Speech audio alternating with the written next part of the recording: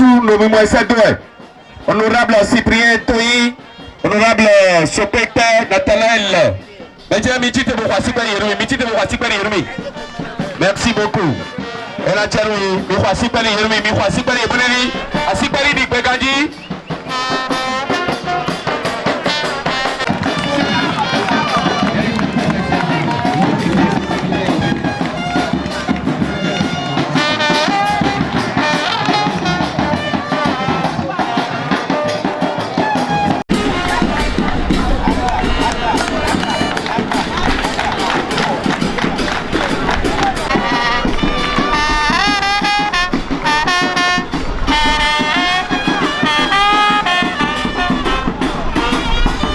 Honoré Diaoudé, présent.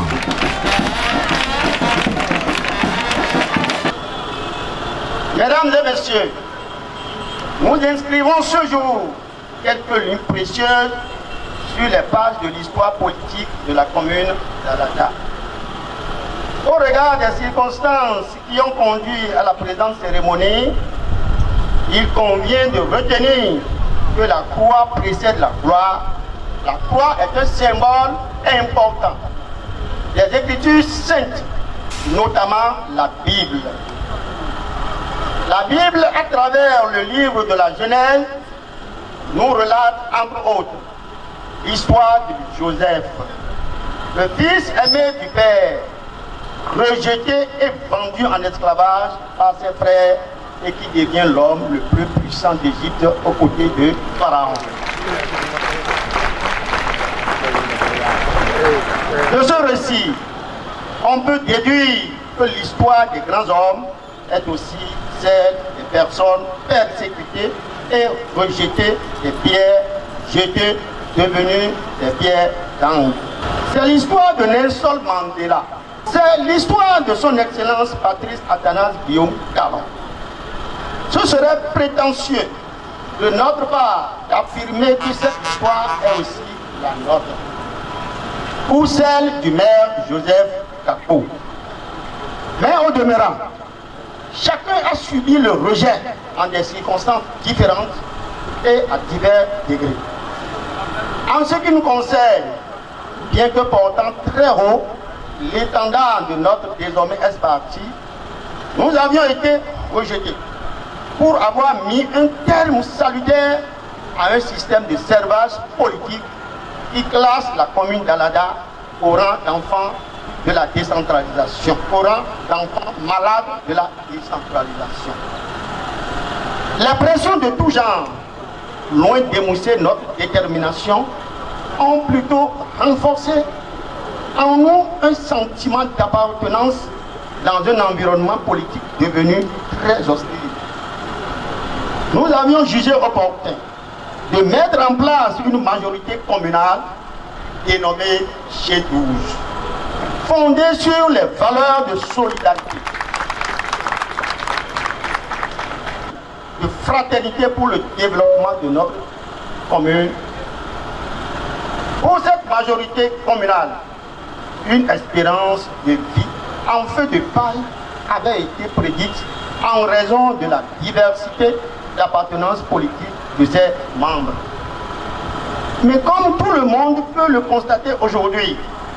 nous sommes là, droits dans nos bottes. Nous sommes robustes et résilients. Nous sommes plus unis et plus forts. Distingués invités, mesdames et messieurs, les événements tumultueux peuvent parfois déterminer l'accomplissement des vœux de tout un peuple. Au commencement, était un sulfureux projet de destitution. Mais aujourd'hui, une large frange de la population d'Alada est en train d'être réconciliée à travers l'union des acteurs politiques qui autrefois s'affrontaient.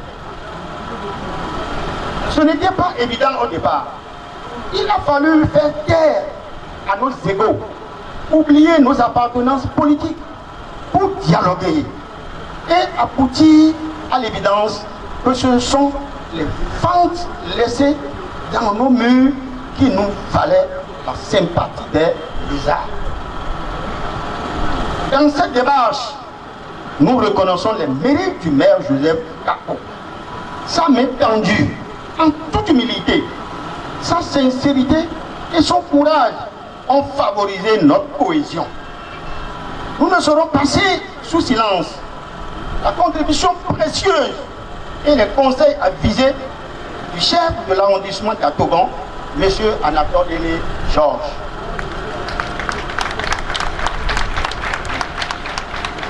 Ensemble, nous avions fait du chemin, affronté des vents contraires.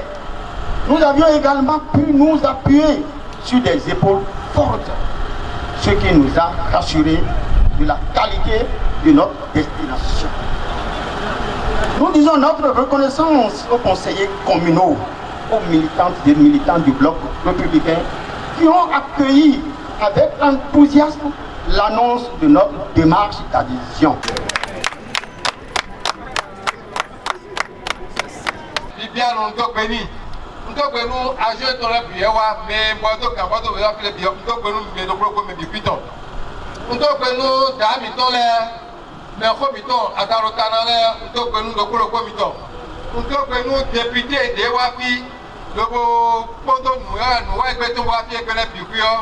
Mero kaji diko, me magaji diko a uto kwenu bihui, mero place temete mero place olympique me uto kwenu ko komito. Mono ko uto kwenu no mitole, popo mitole, no vi mitole, to mitole mi kwabo. So eno yo mero edon bona wawe, to ba eno ko. Amo le mo mi mono ko jojo e bibinimi.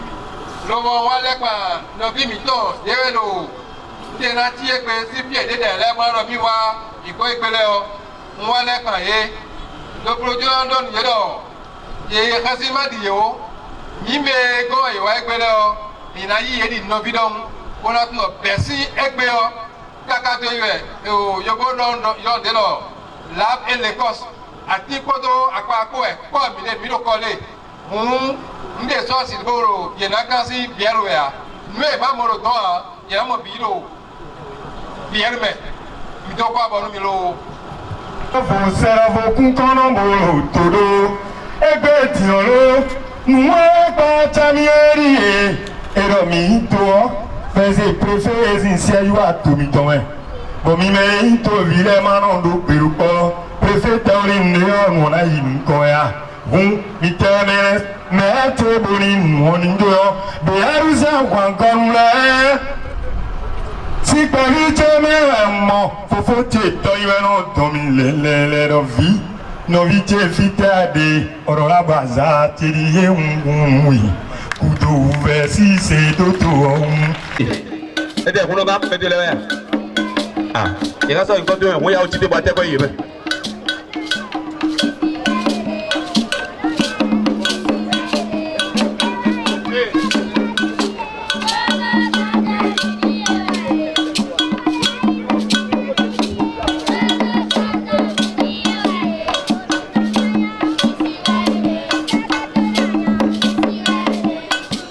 micro lo courrier donc on va dire bon ma micro après dans l'océan le micro to ye wodo photo et tonto après ala de quoi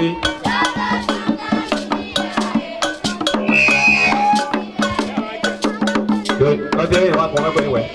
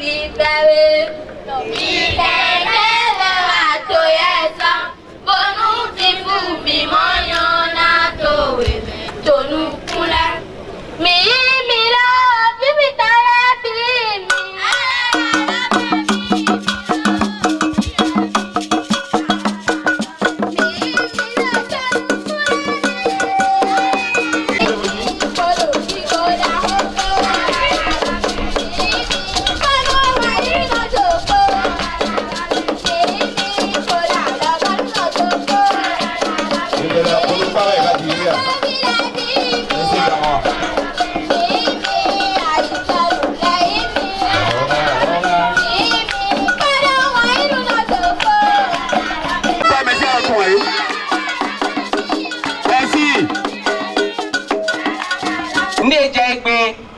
bomi moro filie no enyi bona kwacha to ho supo do mede do miji je din le die ima so ma do bona do manyo yege ni kweko mi ono ko ko lo li ti dai we mu mi yo mi le kanji mai do e wa yi jono bo jono mi yo mi de ko do ko no ko yo mi de kanji pogwe wa kode ka wa de modo mino ko bolo litoria gbe mi don wuru ya nubo mi gale bodo party vovo mi de ko mi ga je koro egbe bolo mi na bolo party ro ko nde male yo wumo ge nda kwere su tanwe yin o modo eso ala da to ho ko so su do discours teme de ro yi le de me ro ko hari c'est que mino vovo mino boy élection dai ko jetagba ko mi ko afun ha mi le ko mi menele mi ka ple din bono po bono mi ro gburu po na do mi ro gburu po na do lo ne do boro majorité do conseil communal e nu pataki do ko yin bo mi no do dai mo no do mi no tro to fo si gbe dai do to fo do to be ero 19 Mileton majorité de midori est fragile, c'est que le projet de Divo vous me lève et il me recogne de melo et nous l'avons voté nos verres et bien mi sort que ha top of top on lève 1919 bon mileton mi la donne top on lève na do mito et le do mona wo et de sunité ko voyage wo sun do yima mo mi na da huka e sa di donc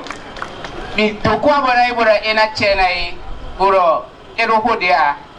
o no vino vive mi konyi volevo ago no vino vive yin gona ko ejuro maulo be dewe mi je kodin de mina wanu ko ze ala da to ho so doaga ko ena yi bo je ndero fileria mina yero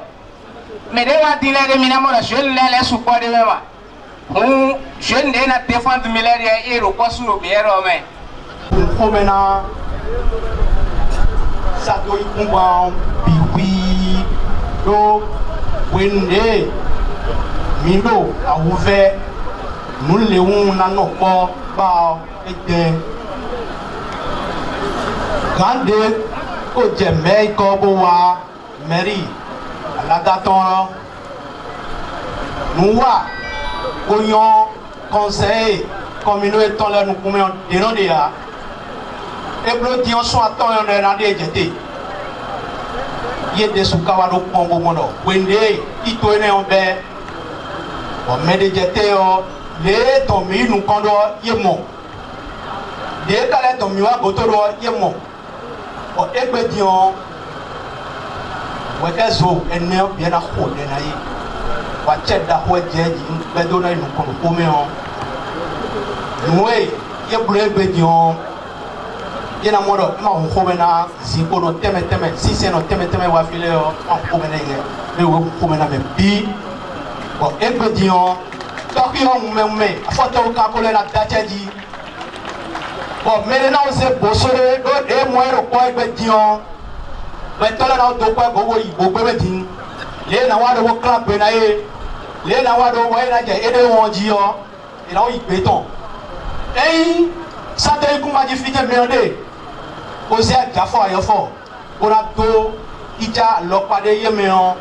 aja o to ni ze ga won eto lo bo to me ni on e mi ko de to video ya vile bien vimiton ouvert mi meta zikoro dele vodno si c'est non teme le mo vimiton le wa do ekpe vie ka do ekpe ne le yo de we mi na ple bo ko na e o si c'est non de si c'est ça on ni ko de na e nous fifon eton yi eton wi wa eton ni nu we ndagbe bon nous e mi amoro fi egbe yo mi je vodu khosa mi ton le yo si c'est khosa mi ton le yo a che voyin o mi na se do egi do nous sama moyo mina nous les nae le quoi mi tole ça bon vide d'asso di bo moro mi aso mi de kala gbe ko la le de nouveau do di so atia minaze do di yo yere suno 7 ans mi mo le temps fifon eton la moro 1 euro bon egbe di on zanji to mume no no mi zanji ko la henwe to egbe gbe yo zanai budoe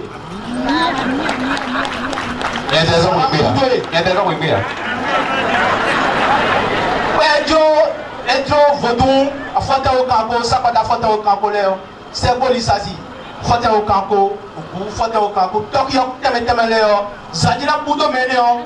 ejo mawoni na de Tokyo le jeno de pe ba ino renu pe teme Tokyo e na de pe ga ibo ne meo no ya sime na dogede on nuko e na se mo bo renu e klana e be di ogbe wa bo adateji ko be meji wa bo adateji yakume di wa ba dateji woli wa ba dateji bo chetu la kelebo nous de so asentena et on capé bien